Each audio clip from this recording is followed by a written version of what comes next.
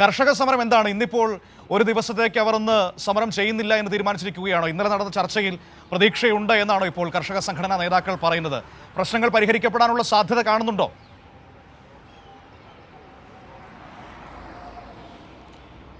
മനു, ഈ പ്രശ്നങ്ങൾ പരിഹരിക്കപ്പെടാനുള്ള സാധ്യത കാണുന്നില്ല. കാരണം നമുക്കറിയാം, കഴിഞ്ഞ 2-3 വർഷക്കാലമായി ഈ ഒരു ഒരേ കാര്യത്തിന് വേണ്ടി, മിനിമം താങ്ങുവില എന്ന കാര്യത്തിന് വേണ്ടി കർഷകർ സമരത്തിലാണ്.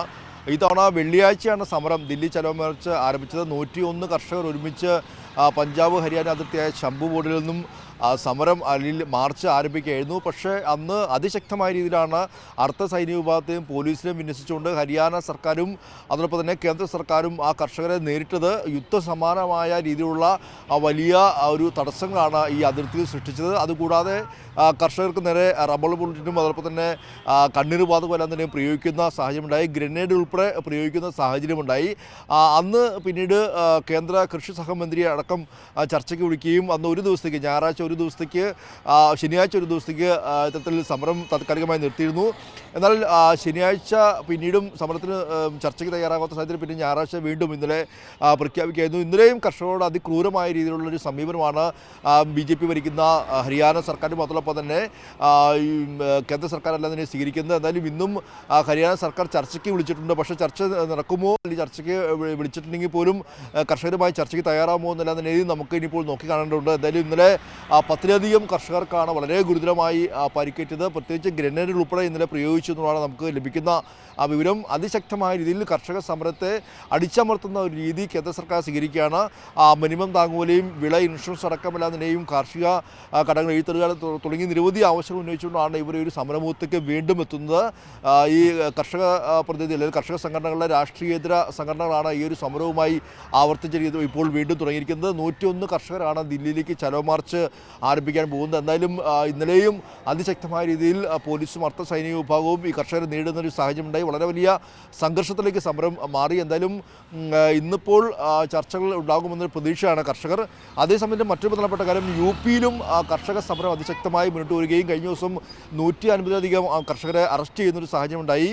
അവിടെ ഈ വലിയ വലിയ പദ്ധതികൾക്ക് വേണ്ടി ഭൂമി വിട്ടുകൊടുത്ത കർഷകർ ഇപ്പോൾ വഴിയാധാരമായി കിടക്കുന്ന അവസ്ഥയാണ്.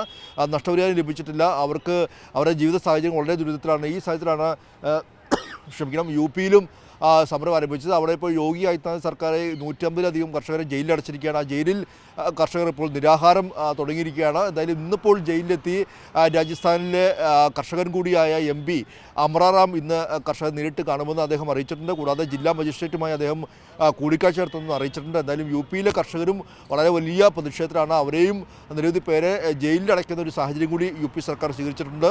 എന്തായാലും ഒരു കർഷക സമരത്തിലേക്ക്, തണുപ്പിനെ പോലും അവഗണിച്ചുകൊണ്ട് വളരെ വലിയൊരു കർഷക സമരത്തിലേക്ക് ഇറങ്ങിയിരിക്കുകയാണ് ഇപ്പോൾ എല്ലാ കർഷക സംഘടനകളും.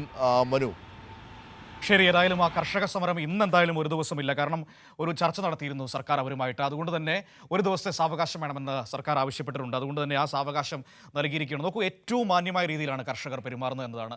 ഒരു ദിവസം സാവകാശം വേണം ഈ ചർച്ചയ്ക്ക് ശേഷം സർക്കാർ ആവശ്യപ്പെട്ടപ്പോൾ അവർ അത് നൽകുകയാണ്. പക്ഷേ ആ മനുഷ്യരോട്, നമുക്ക് അന്നം തരുന്ന ആളുകളോട് ഈ സർക്കാർ സംവിധാനങ്ങൾ തിരിച്ചു സ്വീകരിക്കുന്ന സമീപനം നിങ്ങളൊന്ന് കണ്ടു നോക്കൂ. അവരെ അതിർത്തിയിൽ തടയുന്നു, അവർക്ക് നേരെ റബ്ബർ ബുള്ളറ്റും ലാത്തി ചാർജും ഒക്കെ നടത്തി. നമുക്ക് ഭക്ഷണം ഉണ്ടാക്കി തരുന്ന മനുഷ്യരാണ്, അവരോടാണ് ഇങ്ങനെ പെരുമാറുന്നത് എന്നതാണ് ഏറ്റവും സങ്കടകരമായ കാര്യം. എന്നിട്ടും ഇത്രയധികം മര്യാദകേടും ഒക്കെ അവരോട് കാണിച്ചിട്ടും അവർ തിരിച്ചു നൽകുന്നത് ഏറ്റവും നല്ല മര്യാദ തന്നെയാണ്. അതുകൊണ്ട് തന്നെ ഇന്ന് അവർ സമരം ചെയ്യുന്നില്ല. ഇന്ന് ഒരു ദിവസത്തേക്ക് ആ സമരം അവർ നിർത്തിവച്ചിരിക്കുകയാണ്. അനുകൂലമായ തീരുമാനം ഉണ്ടാകുന്നില്ലെങ്കിൽ വരും ദിവസങ്ങളിൽ സമരം ശക്തമാകാൻ വേണ്ടി പോവുകയാണ് എന്നാണ് കർഷക സംഘടനാ നേതാക്കൾ നമ്മളോട് പറയുകയും ചെയ്യുന്നത്.